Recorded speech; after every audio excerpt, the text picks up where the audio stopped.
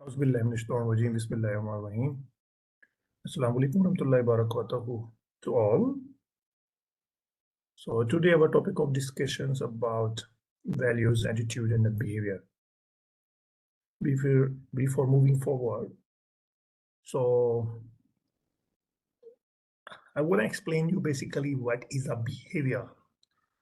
The theoretical definition is to understand the action, reaction, and interaction of individual or maybe organizational level.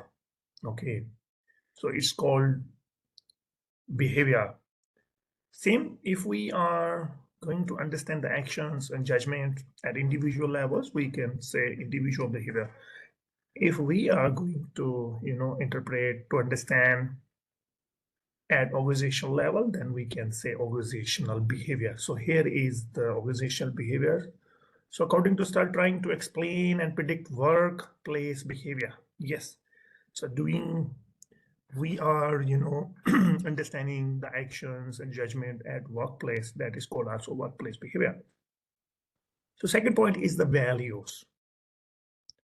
Values definitions basically to reflect deeply beliefs of someone about what is important, guiding priorities, and the actions. This is the definitions of, attitudes. So these slides, as we can see, what are your consistent beliefs, concrete consistent beliefs, and the feelings about all things, about anything. That is called values. So attitudes, yes. This is, we can see the beliefs of in general or in the wider level, it's called values. But if you have a beliefs about anyone at particularly the individual level, that is called attitudes. So like this is representing individual feelings or evaluations towards specific objectives like a people or situation shaping responses.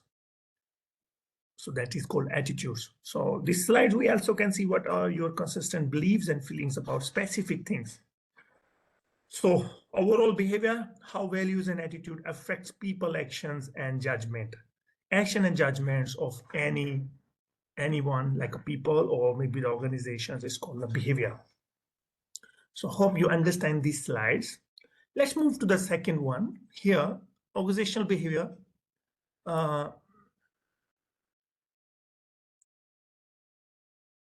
Here, okay, this is the second slide.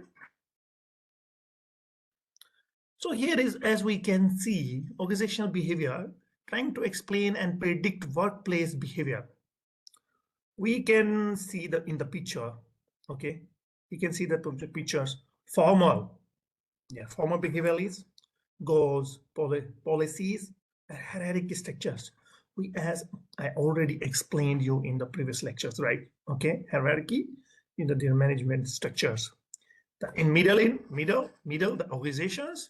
So informal, like values, attitude, personality, perception, conflicts in the culture. As in last slides, I have explained about values and attitude. Let me explain about the personalities. Although we had covered in our last lectures, in our last chapters about personalities, right? Like traits of individual who can, identify the characters, such as in our last chapters, we have covered about the personality like extroverts, consciousness, openness, agreeableness. These are the characteristics, right? Personality characteristics.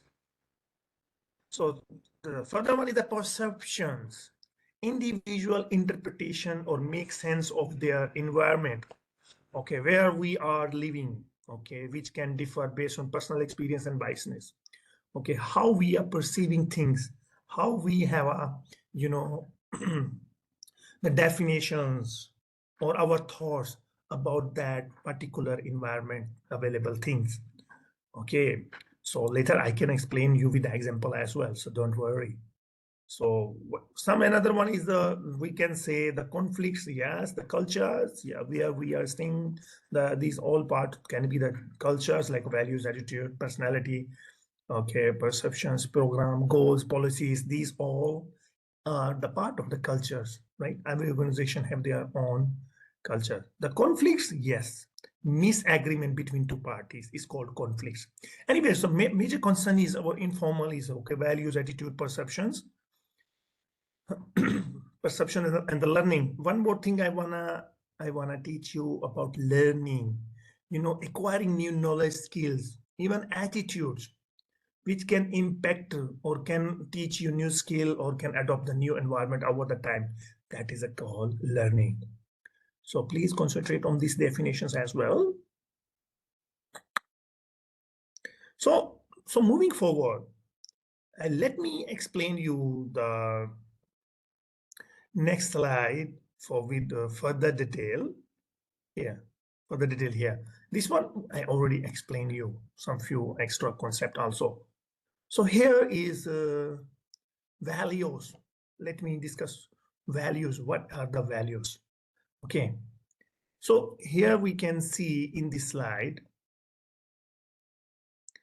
what are you consistent belief is in the journal and the feeling about all things in the journal, right? Lifelong behavior patterns are dictated by values that are fairly well set by the time people are in their early teens. After that, however, one's values can be reshaped by significant life-altering events. From a manager's point of view, it's helpful. Yeah, that's why we are teaching you in principle of management. So here is the concern, the point for you, particularly for you people as a managers. Okay, the point of view, it's helpful to know that values represent the ideals that underlie how we behave at the work. So we understand the people beliefs in the journal. You can have your own belief as well. So I can see basically, yeah. So we can say earlier I already explained about the values, by the way.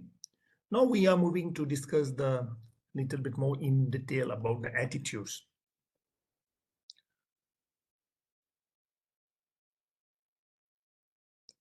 Okay, so we can see basically, so the definitions we already have discussed. Let me repeat that again. What are your consistent belief and feeling about specific things? Okay, so three types of attitudes also have a discuss here.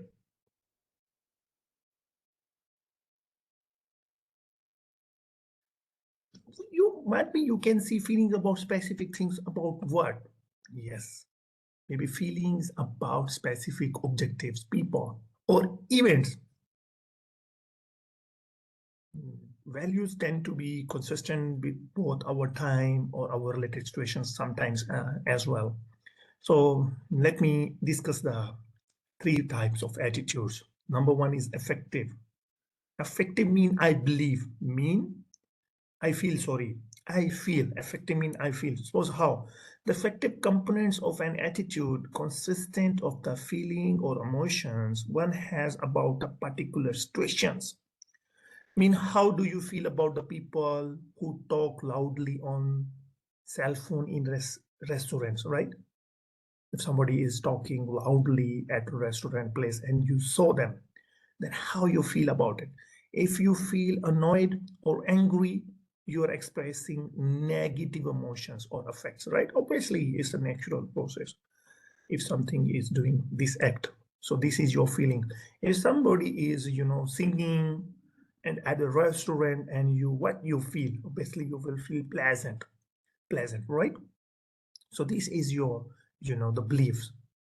That is called affective belief. I feel. What you feel, you reveal. Cognitive, yeah, you process in your mind. I believe. How? The cognitive, this is also called cognitive components, right? I believe. The cognitive components of an attitude consist of the beliefs and the knowledge one has about that situations. You might be particular situations, you have some concrete belief. That is your cognitive, cognitive, type, cognitive type of attitudes. So the last one is the you know, the behavioral one, the behavioral components also. I intend. The behavioral components of attitude, also known as intentional components, right, is how one expect to behave toward the situations. Okay, in difficult situations, how you are behaving, in in the good situations, how you are behaving. Actions. You're doing the actions. What will be the your actions? That is behavioral third type of attitudes, by the way. So moving forward to when attitude and reality collide. Okay. Hmm. Your attitude and what is the reality when collapse, when fight with each other, in simple what we can say. Okay, so how? We can see consistency and cognitive dissonance. Okay, so what is that basically? What if a strongly held attitude bumps up against a harsh reality that contradicts it? Cognitive dissonance to describe the psychological discomfort a person experiences between his or her cognitive attitude or incomplete behavior. And yeah, I don't want to make you more confused about consistency and cognitive dissonance. So as earlier explained, let me explain in more in detail in easy words for you people. Yes, the cognitive dissonance occurs when a person attitude in simple other word meaning we can say believes conflict with their actions, creating psychological discomfort. Okay, your beliefs conflict with your action. Suppose how, like like how you know what you want.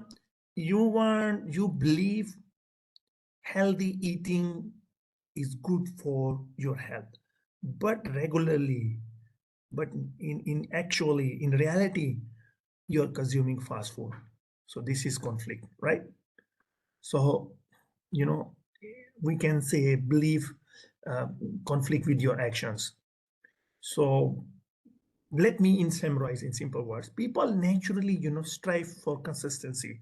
Yes, we are trying to go for consistency. So when reality challenge their values, such as believing in healthy eating but regularly consuming fast food, so they work to resolve these situations, this tension. So this can be done by changing their attitude, adjusting behavior, or rationalizing the conflict. In workplace, cognitive dissonance can affect morale and decision making, particularly when employees face tasks that go against their personal values. Yes, aligning individual or organizational value help reduce dissonance, leading to greater satisfaction and engagement of the employees as well. So hope so you understand these things. Now we moving to the next slides. So behavior, how values and attitudes, affects people, actions, and the judgment. I mean, in simple meaning, can say how values and attitude affecting behavior of the people. So as we know, the values is a general globally, attitude specifics, generally in coherence. If I conclude this whole slide in simple sentence, by the way, so we can say, values and attitudes often align, but not always. For example, manager may value helpfulness overall, but dislike helping an unethical co-workers. Yes, despite occasional differences, both values and attitudes shape how people behave and make decisions at the work. So I summarize these all slides into one simple words, into one simple examples. Okay, so manager may put a positive value on helpful behavior. Yes, global. Yes, in simple meaning, if somebody is working hard, yes, can help more. But if might be some of the coworker is not working well on their workplace. So what is that? So so it's mean the manager is not putting more effort, not helping that coworker. So this is called unethical coworker. This is called specific. This is attitude toward the workers from the manager side, by the way. Okay, that's all. So now moving to the second topic of the perception individual behavior. 4 steps in the perceptual, okay, perceptual process. 5 distortions in perceptions, yeah, which make you give you wrong perceptions, build wrong perception against the people. Basically, we understand. And then the self-fulfilling prosophy and the Pygmalion effects we will discuss today also. So here is the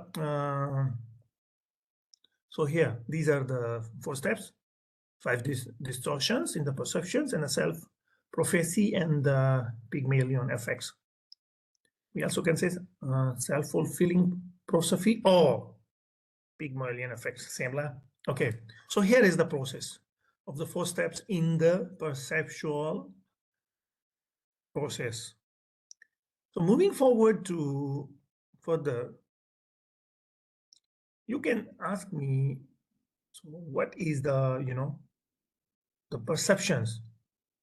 We can say the perception is a process of interpreting, understanding one's environment. I mean, environment where, or about your working, where you are working, around your surroundings, where you are staying. The process of perception is complex, but it can be boiled down to the 4 steps. So which one is the 4 steps? Here is the 4 steps. Selective attention. Did I notice something? Interpretation and evaluation. What was it? Yes, I noticed. And what does it mean? Yes. What you notice, now your interpretation. You're thinking about it. What is that? What is that? Okay.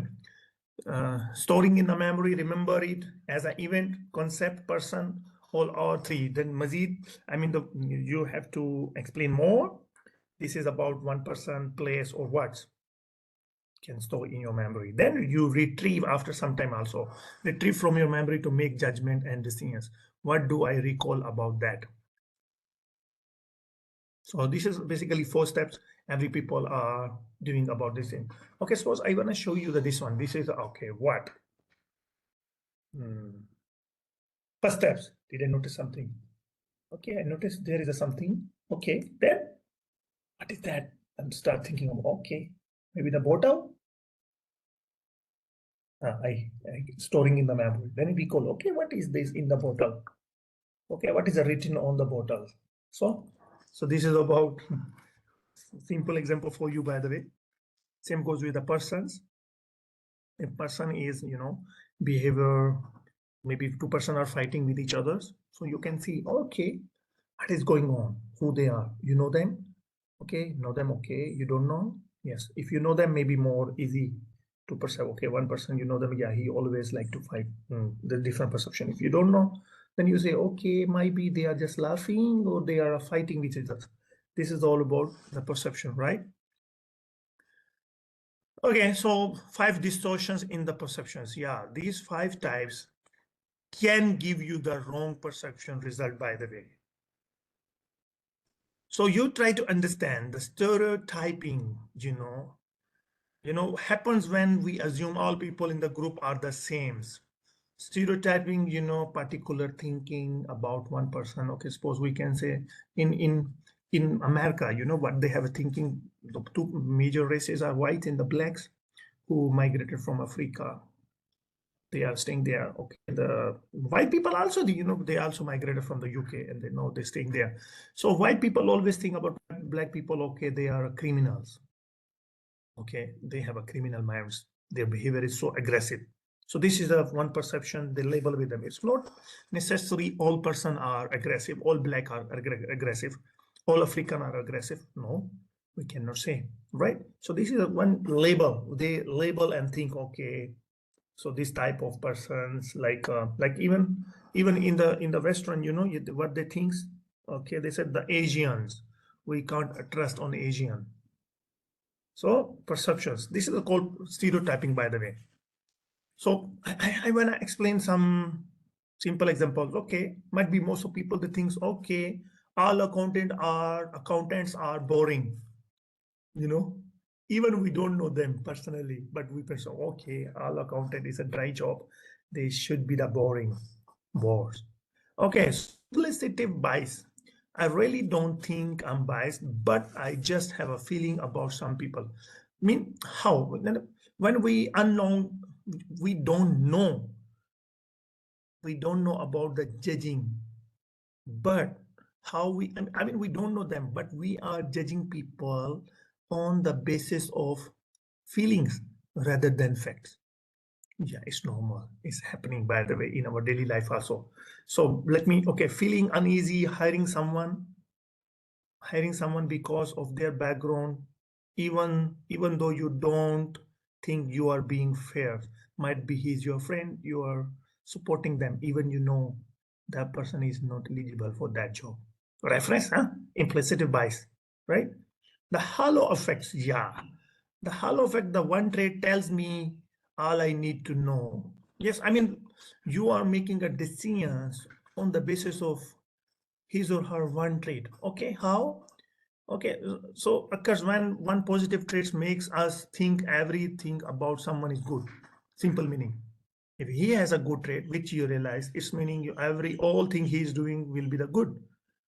No, cannot, can be the wrong. So please think more about it rather than making a final decision. Okay, might be I'm giving you the example, assuming a coworker is hardworking just because they dress professionally. Wow. So he's a dress professionally, so we think he's also the hard worker, honest person. He will not do the cheating. This is halo effects called. Okay, recency effects. Okay, what's the recency effects? The most recent impressions are the ones that count. Okay, might be whatever he did in his past. Okay, but the recent action is so positive, so though you change your perceptions. Okay, so you forget about his past mistakes. Means we focus too much on recent impressions. Okay, let me give you the example. Giving a good performance review because our employee did well last week, forgetting earlier mistakes. This is the one of the example of recency effects. Okay, the causal attributions. Okay, what is the causal attributions? Okay, casual attributions refer to how people explain the reasons behind others' behavior or events. How? I mean, you are labeling on the basis of your favoritism or maybe the conflicts on the maybe you have a disagreement with them. How? Like, okay, I'm just giving you the example, like, okay, believing a colleague missed the deadline because they are lazy. So you are believing when they might have a high personal issues. Might be they late and not responding to the manager because he or her have a personal conflict or grudges with that person. But now you are as a manager, you are defending them. No, might be he's a lazy, so that's why he couldn't complete the deadline. He couldn't complete the task on the deadline like that. Okay. So this is all about the the 5 distortions in perceptions. Yeah, can lead to wrong result, can lead to wrong perceptions, by the way. Okay, so another one is the self-fulfilling prosophy or the Pygmalion effects. Basically, though, let me explain in simple meaning through example. Okay, let me read the slides first. Expectations are important. Yes, researcher has shown that by rising manager. Okay, let me explain with example. For example, the fulfilling prosophy, also known as Pygmalion effect, yes, we know, is when someone expectation about a person's influence that person behaving, causing the expectations to come true. Cause and effect, basically, we can say cause and effect. Example, if a teacher believes a student is highly capable, yes, they might give the student more attention and encouragement. In turns, the student performs better, fulfilling the teacher beliefs. Yes.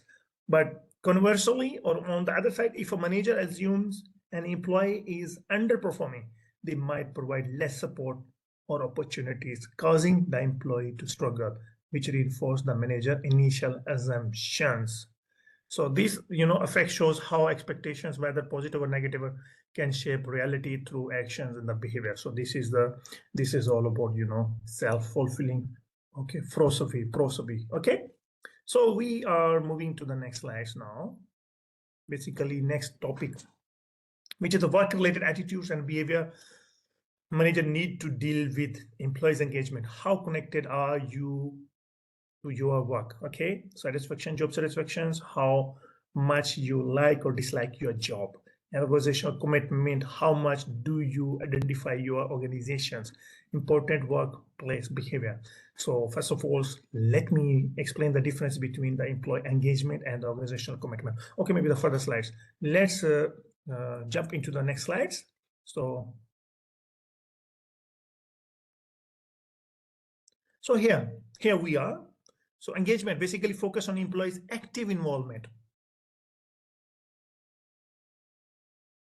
Active involvement and enthusiasm in their work. It's about how motivated and invested they are in performing their role well. Okay, so in this sentence I want to explain that this one second last.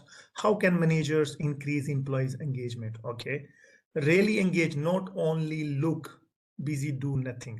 They are really engaged in their work. Basically the last sentence is very interesting, by the way. So they are really engaged in their work. Okay, it's meaning look busy, do nothing. No, not like, yeah, they look busy, really do, they are busy in their work, in we can say. So this is about employee engagement. So here is some of the research, some data. So Indians, 17%, good. 2015 2018. So 2018 their engagement is increased. Wow, they are more good in their works. Okay, good. Number one. United States decreased. It's alarming. Canada, their work engagement, employee work engagement is increased also. Italy also increased. Australia also 2% increase. Spain also 2%, no 3% increase. Yeah, 2%. Argentina, United Kingdom. Oh yeah, Germany they maintain or decrease. Brazil also their employee engagement is decreasing. Mexico also decreasing. Wow, China is more alarming. 2015 19% engagement, now 6%. It's really concerning for them, by the way. Okay, now the job satisfactions. Job satisfactions is okay, liking or disliking about your job. How job satisfaction is the extent to which you feel positive or negative about various aspects of your works. Yeah, where you are working, you like your work or not. Okay, most people don't like everything about their jobs. Yeah, but overall satisfaction depends on how they feel about work, pay, promotions, co-workers, and supervision. Overall opinion about them.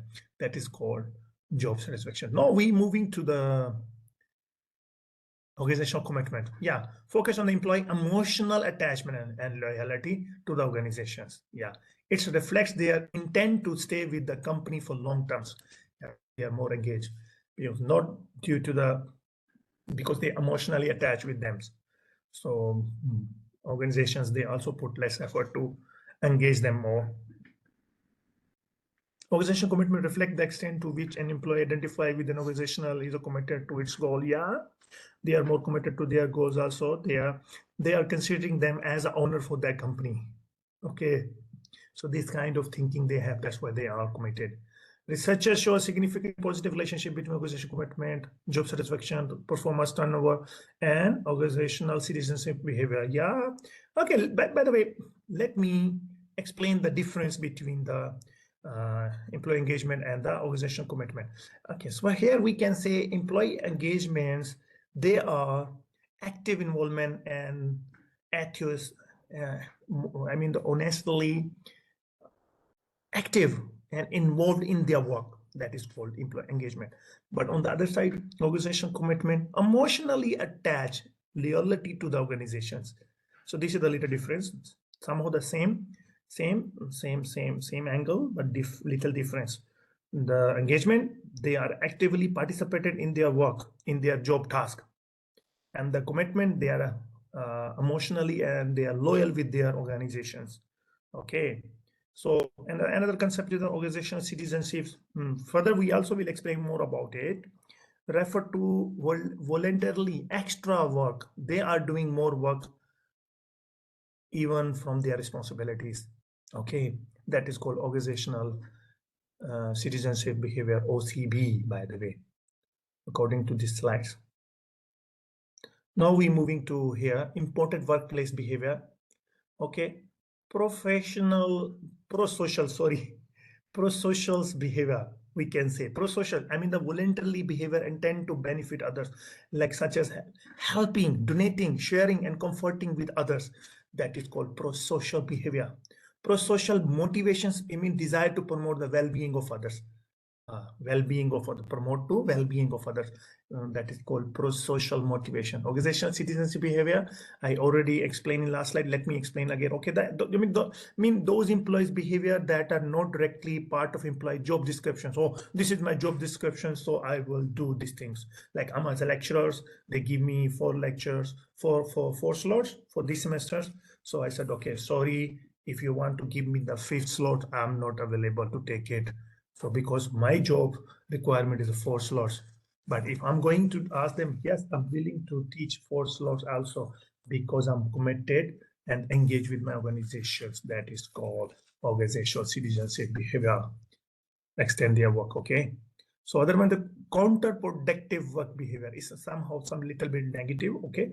I mean, this behavior, the types of the behavior that harm employees and organization as a whole. Maybe they're doing corruptions, they are lazy to do work, they are not engaged, they are not committed with their organization. It's a counterproductive work behavior, it's called. Absenteeism and turnover, yes, absenteeism, I mean, like, how to say, okay, let me absenteeism turnover, the performance and the productivity. Every job has a certain expectations. Yeah, if you fulfill that expectations and fulfill the set productivity target, I mean to achieve the set productivity target, that is called performance and the productivity. Performance depends on the productivity, by the way. And so, absenteeism and the turnover, yeah, absenteeism like mean you absence due to maybe illness, death in the family, okay, an accident, any other thing. This is legitimate, this is called absenteeism. But turnover, yes, turnover, which is employee abandoned, resigns, retired, terminated from the jobs, that is called turnover, by the way. Increasing, by the way, PSB, PSB means pro-social behavior. How you can increase, manager can increase a pro-social behavior in their organization by fostering pro-social motivation, like by fostering well-being of others. So, okay, so here is some pictorial demonstrations of the pro-social behavior, pro-social motivations, pro-social behavior. This is, okay, productivity, mentoring, volunteer, I mean, always volunteer, knowledge sharing also with others, compensations, I mean, in terms of salary, bonuses, counterproductive work behavior. Yes, please, this is the negative to control this one, counterproductivism. Okay, so other one is work behavior, workplace behavior performance plus absenteeism turnover is a negative. Okay, anyway, we discussed already. So that's all for today lecture. Thank you very much for your time and see you next lecture. Bye.